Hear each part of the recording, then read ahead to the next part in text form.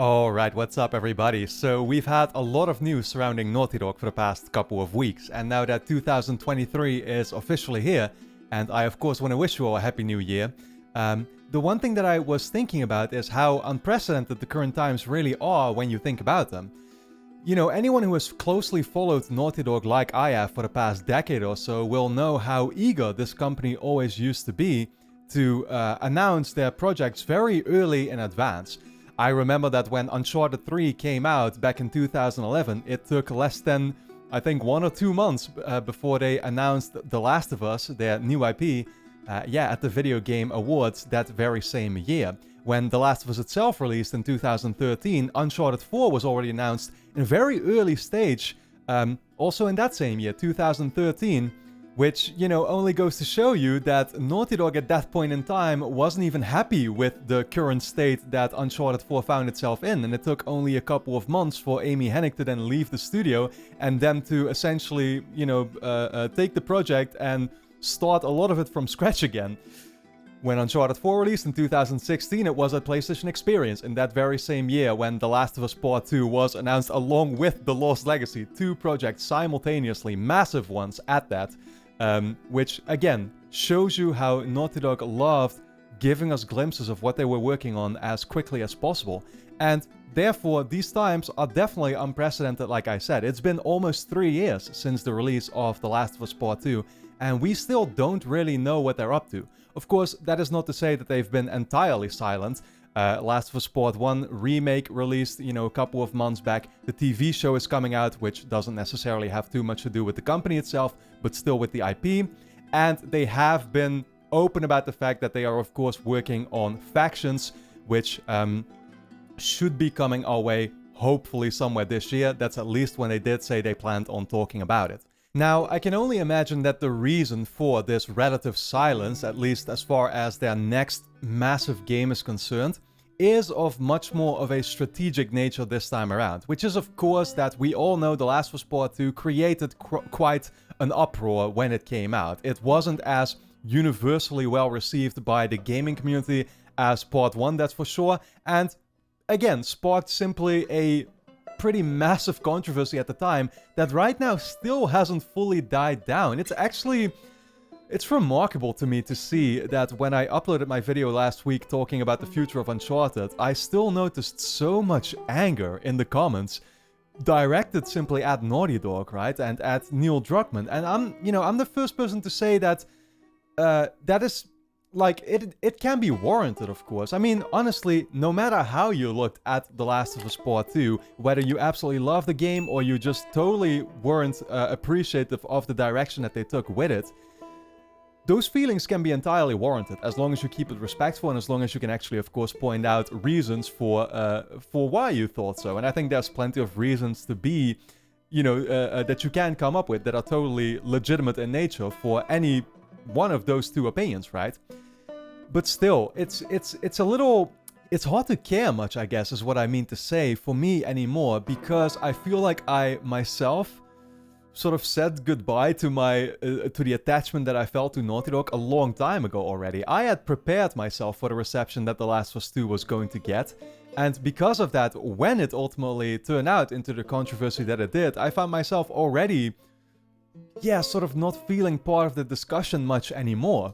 And that's probably a good thing, because that distance that I took for myself helped me to then put things into perspective better, to not, get me to care as much anymore, and to not be all up in my feelings, I guess, as far as just not being happy with with where Naughty Dog was headed.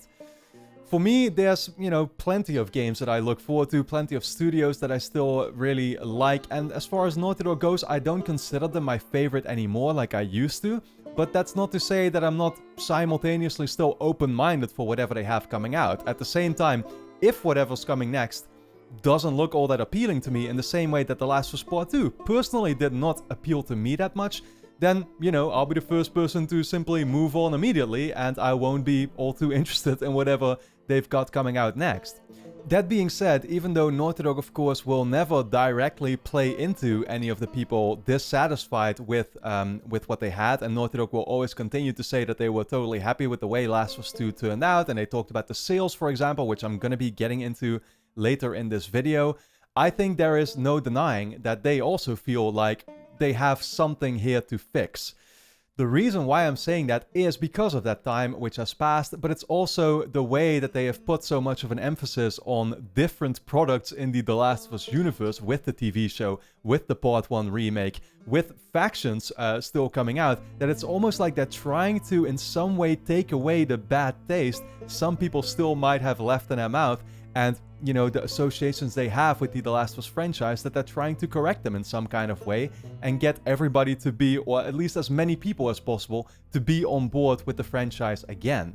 You know what they say about time heals all wounds, and while I do think that the damage that was done to some people was simply too vast for them to ever want to return, there will be an audience also that is going to be more open-minded to making that return, as long as you grant them the opportunity to, again, let time pass by and focus on what they did like about this universe ultimately. So before we move on and start talking about whatever it is that Naughty Dog does have in store for the future as far as their next massive game is concerned, I do want to very briefly touch upon Factions here, because I find it almost hilarious how much it is being underestimated in the gaming scene. I guess it's especially sort of the mainstream channels that I'm talking about. The usual, you know, suspects that would already in the past always say that nobody ever plays Naughty Dog games for their multiplayer. The gameplay in Naughty Dog games has never been good. You know, these kinds of statements that I find to be, honestly myself, completely ridiculous, because especially since the PlayStation 4 generation with Uncharted 4 and The Last of Us Part 2, Naughty Dog has absolutely mastered the gameplay in these games. Let's be honest about that. If, you know, even I myself, who wasn't all that happy with the story of The Last of Us Part 2, gameplay-wise, there was very little to complain about there, right? It felt super satisfying to play, and therefore made it all the more of a shame that there was no Factions included, because Factions in the first Last of Us, of course, was, it was a multiplayer that I definitely appreciated, and that I think this has always kind of been the problem with Naughty Dog games, right? And in that way, those mainstream channels are correct about that, is that they only ever had their small core communities that played these multiplayer components. They never acquired the mainstream success that any of the franchises, you know, the big multiplayer names like Call of Duty and Battlefield did. That isn't to say that any of those multiplayers weren't great, because I definitely think they always were. You know, with some of them, they just unfortunately didn't get the support that they probably should have deserved. But once again, also understandable with how few people, relatively speaking, played them. Now, with Factions, therefore, there is a lot of potential there, but it's gonna depend, if you'd ask me, almost entirely on the business model that Naughty Dog decides to choose. I don't like saying it from a personal perspective, but I really do think that it needs to be free to play. It needs to be... I mean, we just see it all around us with Fortnite, with Call of Duty Warzone, all these games, these multiplayer titles that become the successes that they are. It's because they are so easily accessible, can be picked up by anyone, and Factions will need to go in that same direction. If they do end up offering it as a paid product and you're forced to put down, you know, 30, 40, maybe even more than that bucks to play it, then they're just asking to have the same small community, getting it as they did before. If it is free to play, there is absolutely a chance, no matter what it is and how it turns out. Like, it could be a battle royale title, it could be more in the same vein as Factions in 2013's The Last of Us was, although I kind of doubt that myself, unfortunately, as much as I would want it to be. They need it to be accessible. They need it to be something that can reach to as many people as possible. And if that happens, I would be willing to predict that there is a high likelihood that it could turn out to be much more successful than people might think at first. I get that everybody thinks Naughty Dog is synonymous with great single-player games, but once again, that's not to say that multiplayers weren't great in the past. And if they put their full focus here, like they seem to have done for the past couple of years, on building out this Factions game, and if they launch it successfully, then I definitely think it's something to keep our eyes on. So, okay, now we're going to talk about some of the news that actually released over the past couple of weeks. There was an article literally this week about Neil Druckmann, who I guess explained a little bit about the creative process for whatever their next major game is going to be. And a lot of people misinterpreted what he said, because basically it came down to him saying that their next game was going to be more structured like a TV show. A lot of people thought that what he meant by that is that, oh, their next game would turn out to be in some way episodic or something along those lines. That's not what he meant to say. Basically, he corrected himself, and what he was talking about is that for their next game, they have a so-called writer's room, which is basically akin to what most TV shows end up having. What he's saying is that his next game is going to be more of a collaborative effort, I guess. He's working with a much larger team overall than he ever did. And it's definitely, interesting to think about, because what I very much remember from having followed Naughty Dog for so long is that narrative and gameplay, the way they would actually interweave them, as much as Naughty Dog games have been praised for their storylines, literally since the PlayStation 3 generation with, Uncharted, Drake's Fortune and beyond, all those games, as they were made, were essentially written at the same time. So what that basically meant is that while one department of Naughty Dog was working on all of the gameplay levels, the creative side, which usually involved, Amy Hennig leading, and then Neil Druckmann and some of the other people that were still involved with that, they would try to write their way around it and make sure that all these levels would ultimately make sense, that they could put them in a linear fashion, and that the storyline could sort of be changed on the fly. And of course, they ran into plenty of issues there, especially with Uncharted 3. I think a lot of stuff went wrong during the development of that particular game, with, for example, Charlie Cutler's actor, who had to leave, to go shoot The Hobbit in New Zealand during the development, and this is why they made him break his leg in the Syria portion of that game. There were a couple of other parts they didn't see coming. Elena was initially meant to be a bigger part of it, but then her actress got pregnant, and so she could only be in, particular levels, like only the Yemen parts, I guess, which is why they then had to write their way around that by basically making it be that Drake broke up with her once again, during the times of Uncharted 2 and 3, in the same vein that he had between 1 and 2. So, it was never the ideal way, I guess, to say, of creating these games, but at the same time, there was no way around it. And I think that The Last of Us 1 was made the very same way, right? There also you can very much tell that those very individual levels that you have, dividing it into seasons, these are things that the gameplay department could already have been working on for a long time, and then it was up to Neil there with his creative team to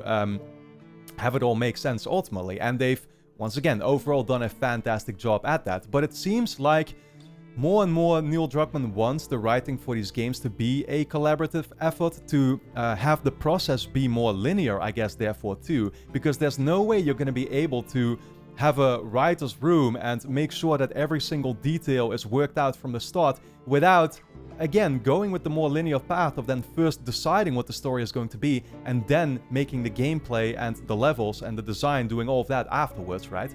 We saw that already, I think, with The Last of Us Part 2, where the narrative does seem to have been written quite early on. I think Neil started with that already before Uncharted 4 was even finished.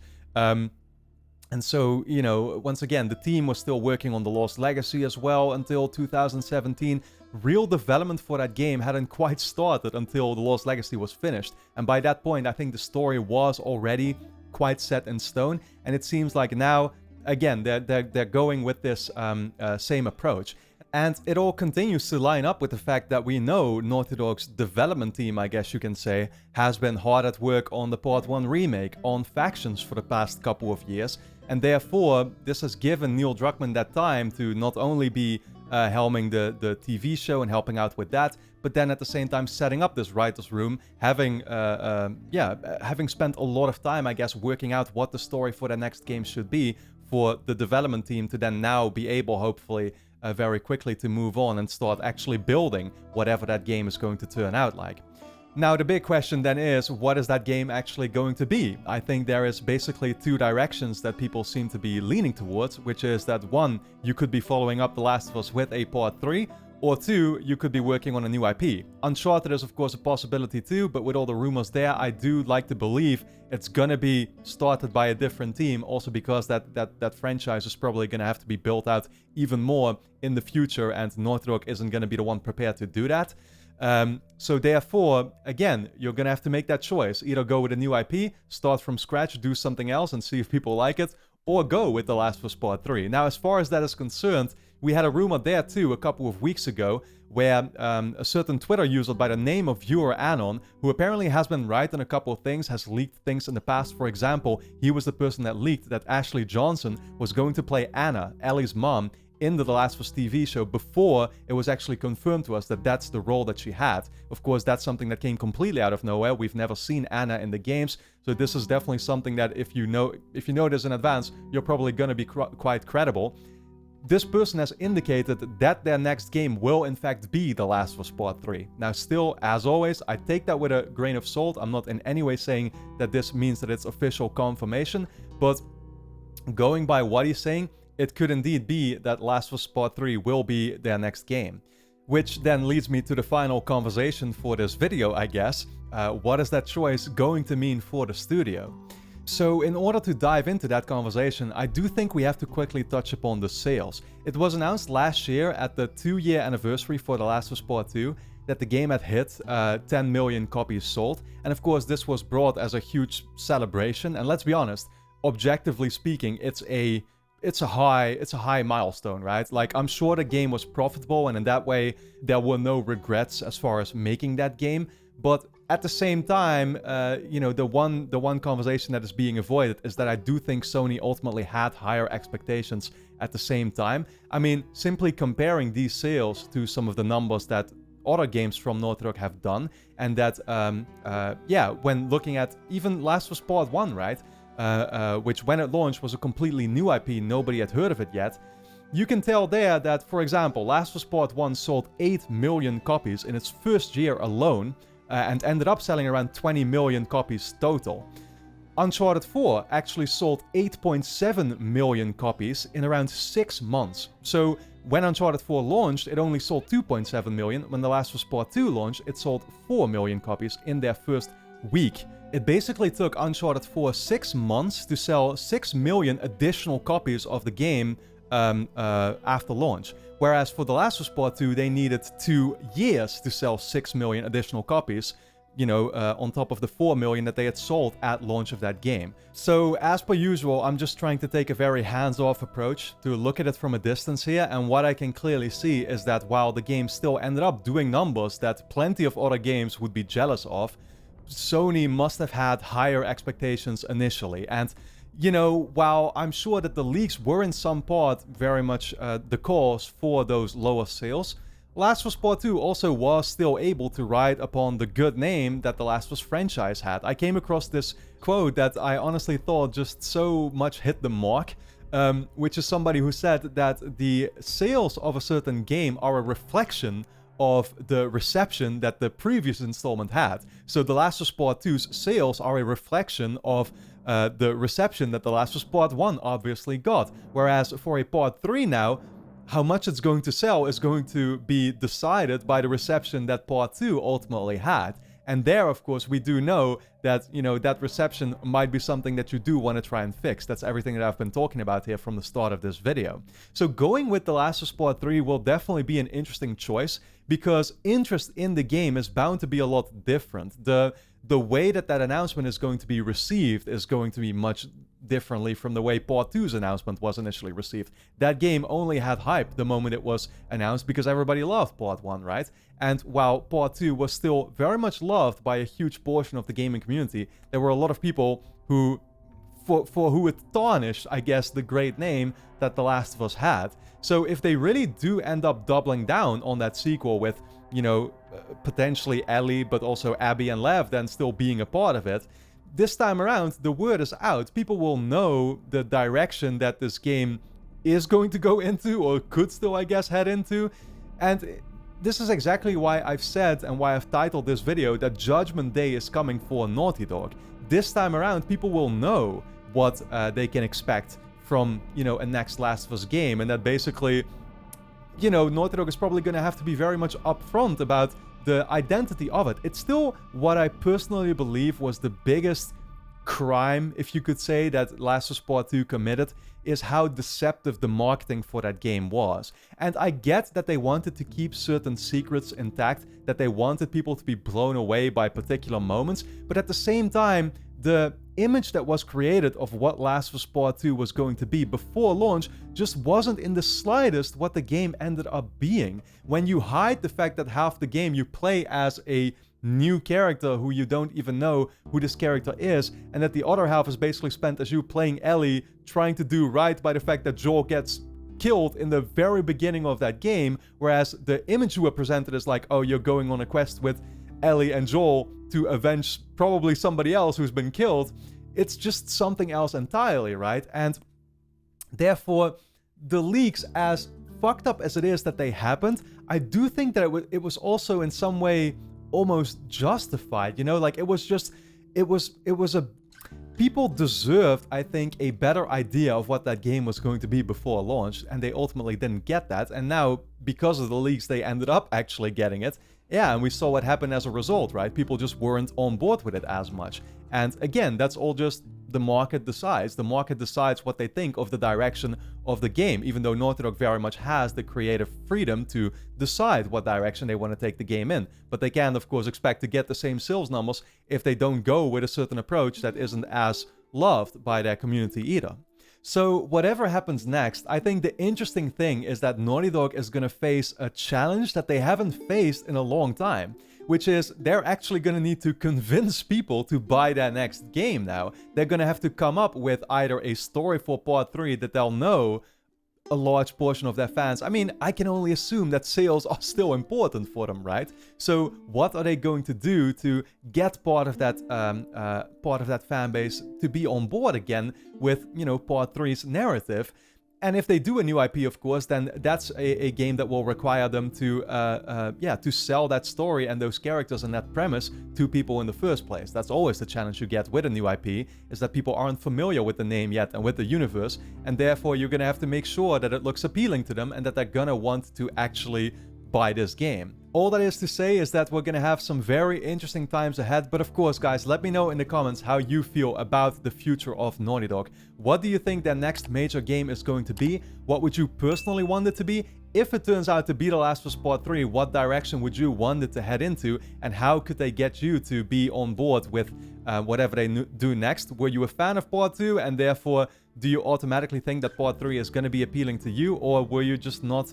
Did you not like it at all? And what could they potentially do to get you back? Is there a way for them to get you back? Let me know all of that in the comments. For now, I hope you enjoyed my video. Of course, once again, I want to wish you all a happy new year. And I hope you stick around for plenty of videos on the latest gaming news over on the channel, which I plan to be doing on a weekly basis. Therefore, make sure that you hit the subscribe button and the notification bell. And then with that being said, I want to thank you a lot for watching. And I hope to see you again next time.